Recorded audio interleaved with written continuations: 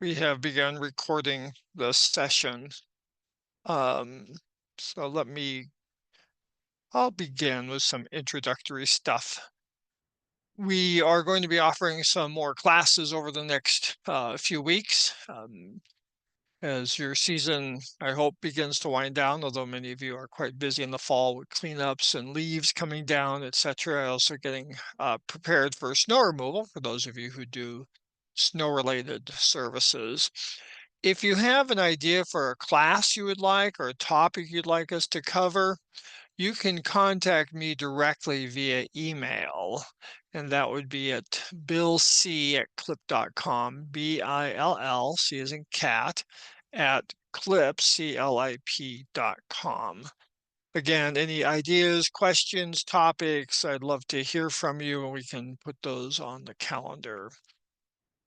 We are going to be doing classes on contract renewals, for instance. That'll be coming up fairly soon because that also is often an aspect of a business in the fall or winter, is to get out contracts for the next year, for those of you who do that every year.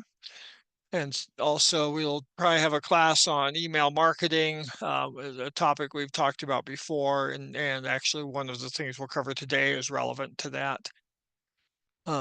Again, shoot me an email, billc@clip.com, BILL, C as in cat, at clip, CLIP.com. All right, well, let's get started.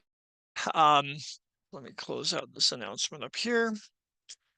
Okay, what we were talking about today is what we used in our earlier programs. We called it global replacement. You always have the option of going into an individual customer and make changes in an individual customer's account. You can go into a customer's jobs and make changes there. But there are other times when you would like to make a change globally. That is, you want to change a bit of information in a specific job for all the customers who have that job. And there are ways to do that. Likewise, you can make changes in all your customers or all the properties at once to simplify matters. And we're going to cover this in three sections. We're going to talk about doing this with customers, with properties, and then making global changes in jobs, which is probably the most common way to do so. Changes are made under the patterns here. So we're going to come to patterns, and specifically in pattern jobs, and then update all customers and update all properties. Now, as I mentioned, we're going to start with talking about updating all customers. So we'll click on this. So in these screens, you have the fields that are in this case, in the customer section here, the source, the state, status, etc. And over here, you have other fields, again, that are found within the customer section itself. Now, the way to make a global change is to come in here, and let's say, for instance, that you want to have the country displayed correctly, and you have all of your customers in the United States. Rather than go into each account and change that setting, you can come here and then choose the setting you want. So you edit one of the fields or more. Then the fields you've edited, you check the box that corresponds to it to the right. So you see you've got these boxes here. And finally, the last step is to click Update. And when you click Update, the program will push this new information, again, based on this check mark here, to all of your customers. So I'm going to go ahead and hit Update for this. Now let me open up my customer tab and come into Bart Simpson. Now, again, I should have looked to see what it said ahead of time, but here is the field that has been updated for this. Now, when do you use this? Again, this is something that it probably is not used very frequently.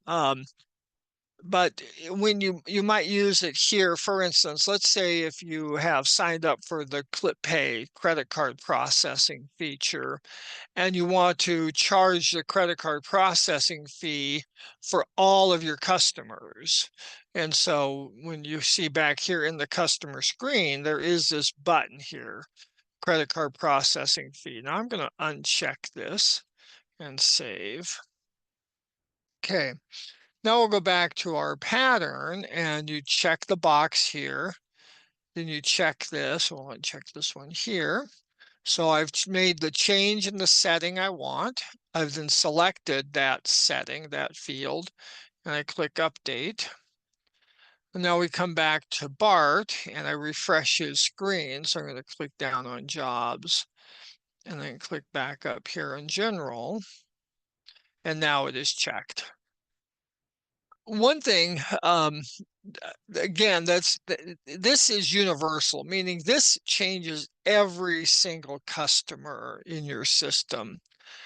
If you had one of our earlier versions of Clip, one of the desktop or Clip XE versions, when you did a global replacement, which is done in an entirely different process, not based on what's in patterns, the change, you could create some conditions to limit that. For instance, you could have changed the credit card setting only for residential accounts.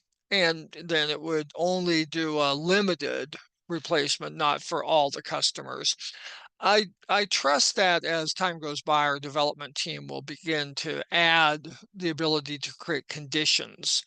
That way you can limit or focus better some of these changes. But at this point, it's an all or nothing situation. Now, one thing to keep in mind is that if you're going to charge credit card processing fees for the majority of your customers, you could come in and make this adjustment here and then go into the relatively few number of accounts where you're not going to charge a fee and individually uncheck those. So you can use this in a case where, the change applies to 90% or 95% of your customers, and then manually undo it for the percentage that does not get that change. Okay, so to recap what we've covered so far, so we go to patterns, and in this case, update all customers. We now have these different fields available to be edited. You make the change in this. So let's say I want to make everyone a statement in the billing process. If you bill directly out of Clip without going through QuickBooks, and then having selected the option you want, you check the box corresponding with that and hit update. And then this pushes the change out to all of the customers. And this actually may be one that you could use, is to change everyone. If you've got the majority of your accounts are residential and they want statements, but you have a handful of commercial accounts that require invoices, you could come in here and change this to statement for everybody, then go into your commercial accounts and make the changes there to invoice for that. Okay, now that is the pattern update all customers.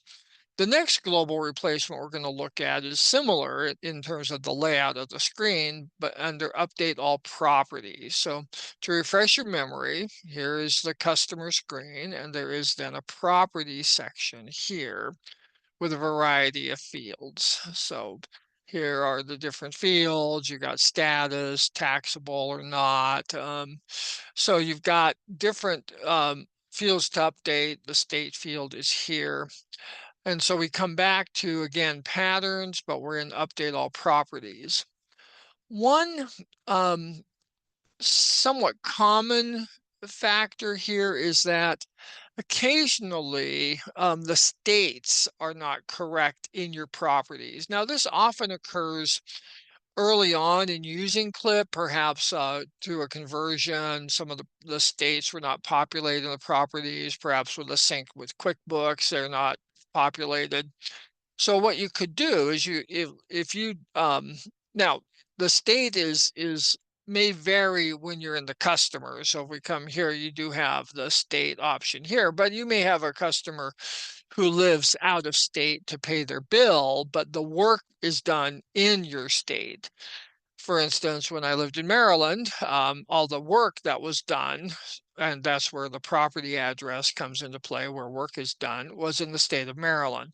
Well, it might be that someone had a Maryland property, but they lived in District of Columbia or Virginia or Pennsylvania. So you would not want to update the state in all customers because that may affect the billing information about that account. However, if you do all of your work in a single state, you can go ahead and come here. You can choose the state. Now, in this case, again, my database is basically Maryland, so I would come in here, choose Maryland, and you have the provinces of Canada for you who are in the Great White North. And we check here again, very similar to what we saw on the update all customers. And then I hit update, and then all of the property addresses will be updated with the same state.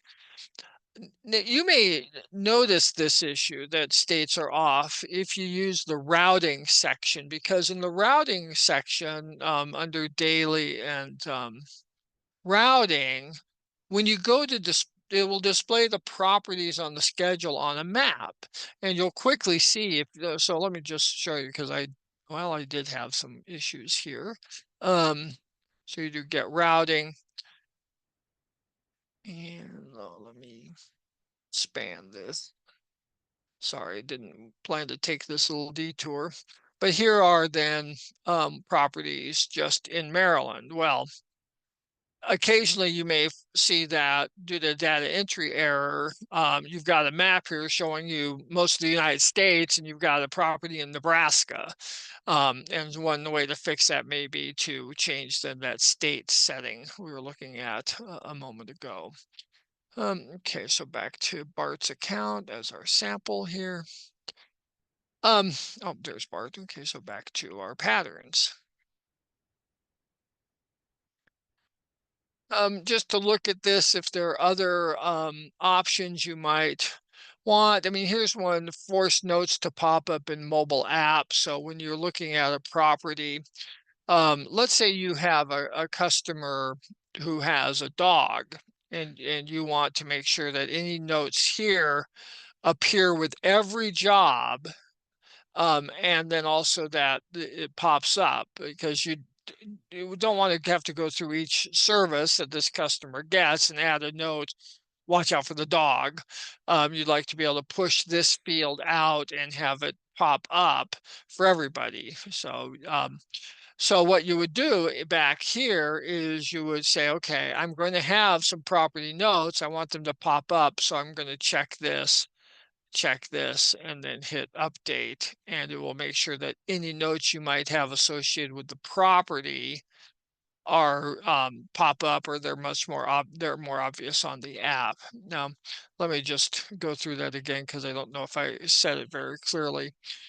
Okay, in jobs, you have a notes section for that specific job. You may have for your lawn maintenance service a note saying set blade to 3.5 inches for cutting for a particular customer. And those notes only appear when lawn maintenance is on the schedule. But let's say you have a note that is important for anybody who's providing any of your services on this property. It could be, customer works nights, don't come before 1 p.m. Or as we said a moment ago, watch out for the dog. You could put the notes here in this section under properties. And then when you save it, those notes will show up whenever any of these services are on the schedule.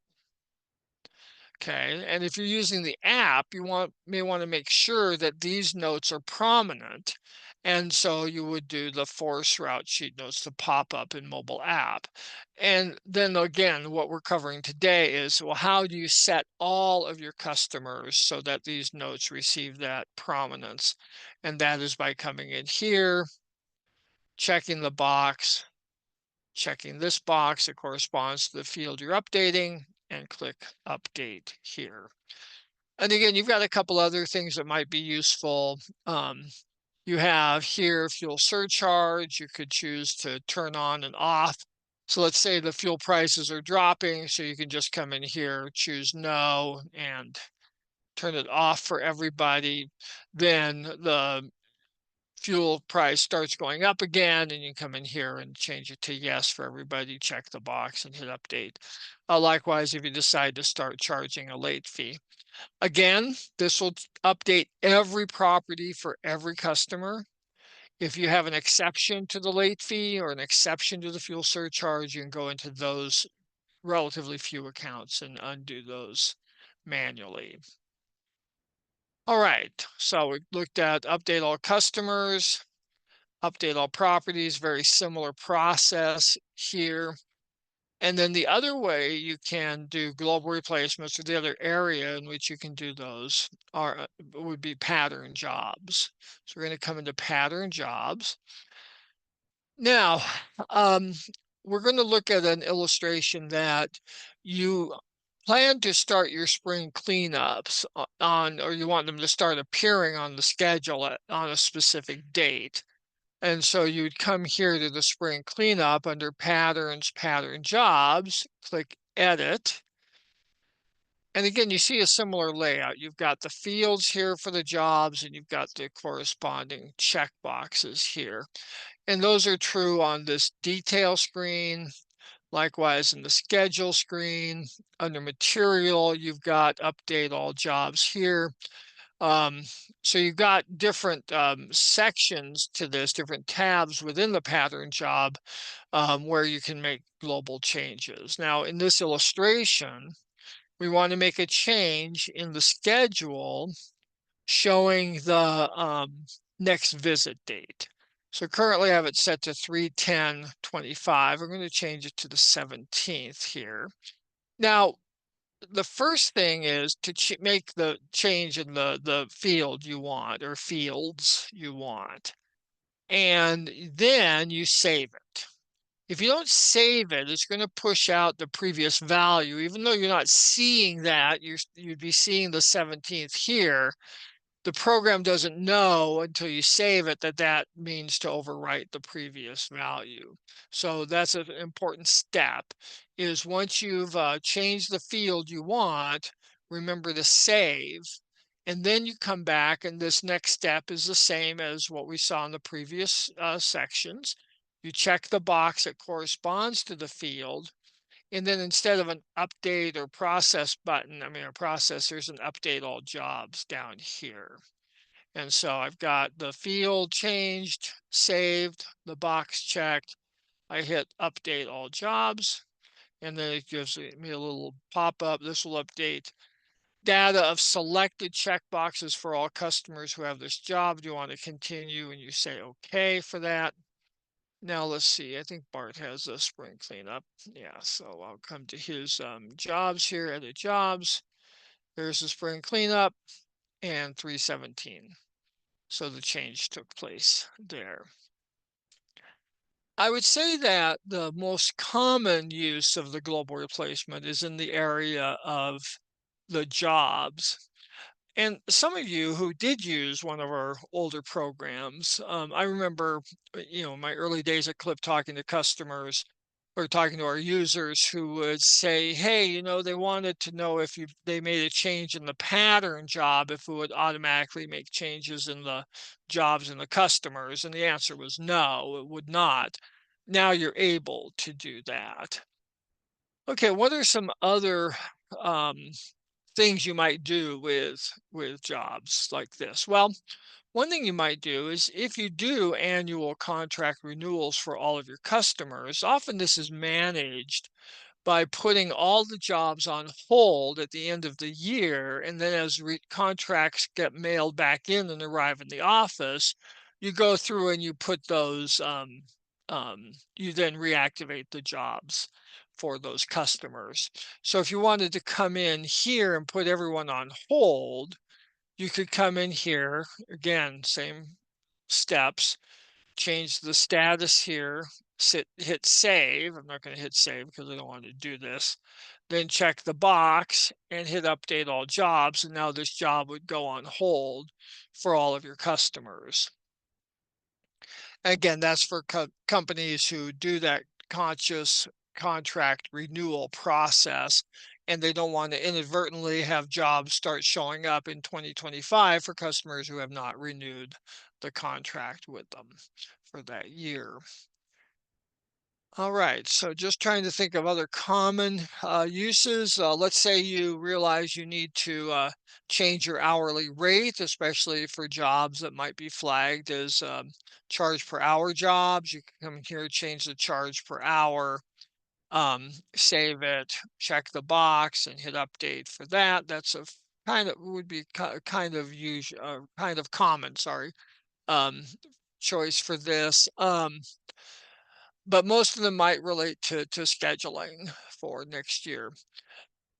Now, I'm going to take a little bit of a side trip because there is a question that's come up even relatively recently. At the end of the season, if you do mowing, so you're into November and all your mowing jobs, you're no longer doing them, but they're still sitting in 2024 in November. And we get asked, well, can I just go ahead and we're going to start, let's say April of next year. So can I go ahead and just change my start date for all the mowing jobs to this future date so that come next year, I'll see them on April 1st and they'll no longer be cluttering up my schedule or my work bank now because we're done mowing for the year. And the answer is yes, you could do that, but that's not what I would recommend your way of managing that, because if you do that, you lose the day of the week function that or setting that you have because you're setting everybody to April 1st. And April 1st, whatever day of the week that was, that's when they'll all start showing up. Now, it could be, and I think this is true of most companies, you try to respect the day of the week. So someone who is a Monday customer this year most likely will be a Monday customer next year. A Tuesday customer now will be a Tuesday customer in 2025, and so on. So how do you respect that day of the week while moving jobs in mass to a future date? Well, that's done under daily. So let's pretend a little thought experiment that it's not September, it's really um, November, you're done mowing. And so we come in here, we see that we've got, as this refreshes, we got a bunch of our lawn maintenance jobs here. So most of these are set. Let me just sort by this and just see where I can get a bunch to illustrate this clearly. Okay. All right.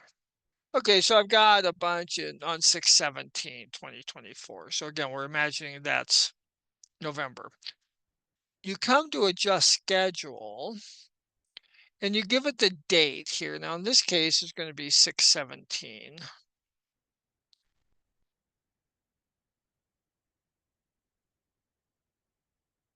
6/17, and I click show jobs. All right, so here are some lawn maintenance jobs for 6/17, and 6/17 is a Monday. So I come here and I check off all of these jobs here for lawn maintenance. I come up here and I want these on a Monday. So I come in and I want to start up. So these will be first done on April 7th, or I want them to show up on April 7th. I can ignore the crew because I'm not doing any adjustments there.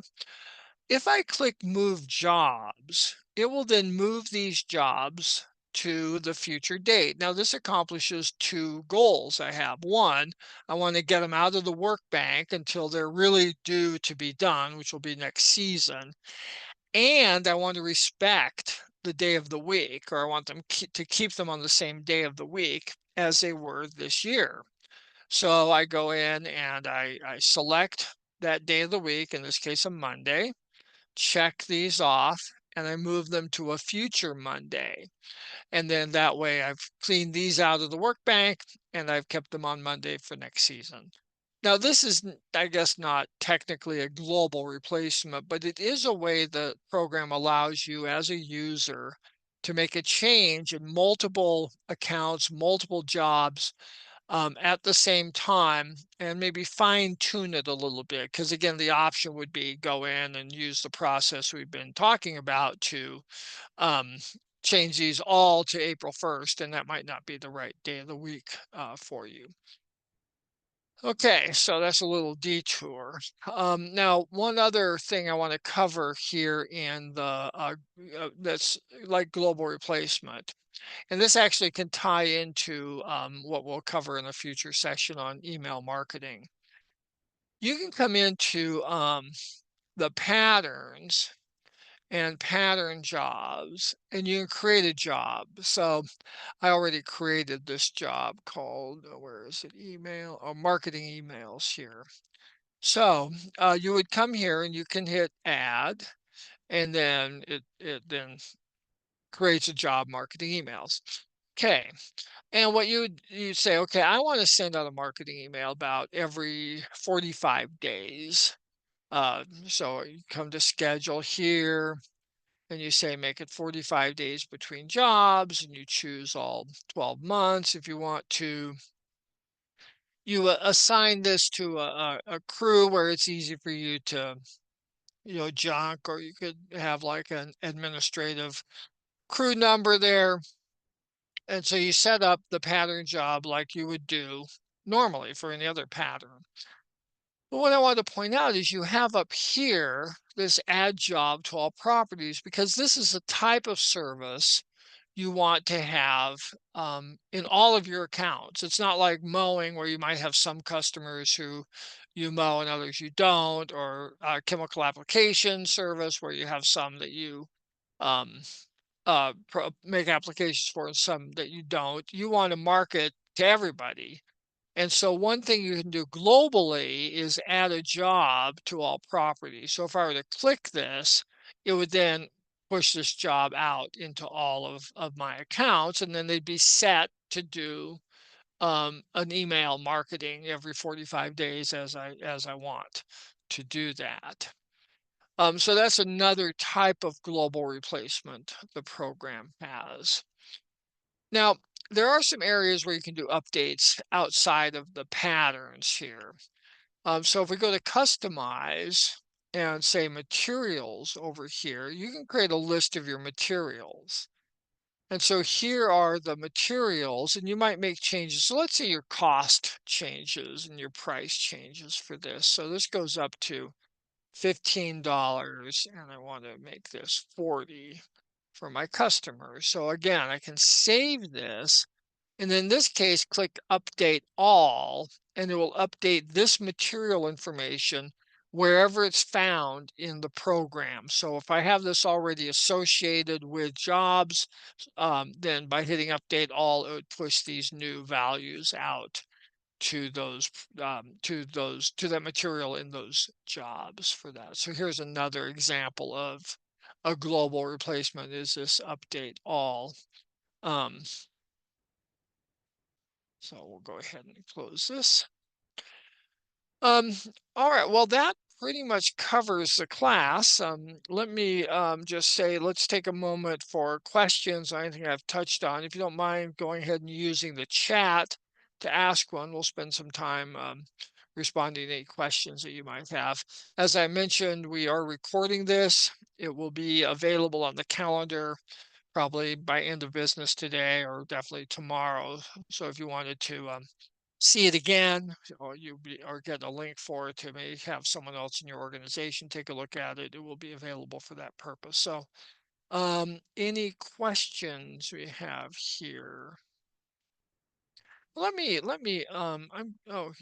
going to unmute you, so just that way, if you do have a question, we can talk. There aren't so many of you that should be too confusing. So let's okay, I'm going to allow you to unmute yourself. So if you want to ask a question, go ahead and unmute your microphone and ask, and we can do it that way. Otherwise, we'll call this a wrap in a couple minutes if we don't have any questions.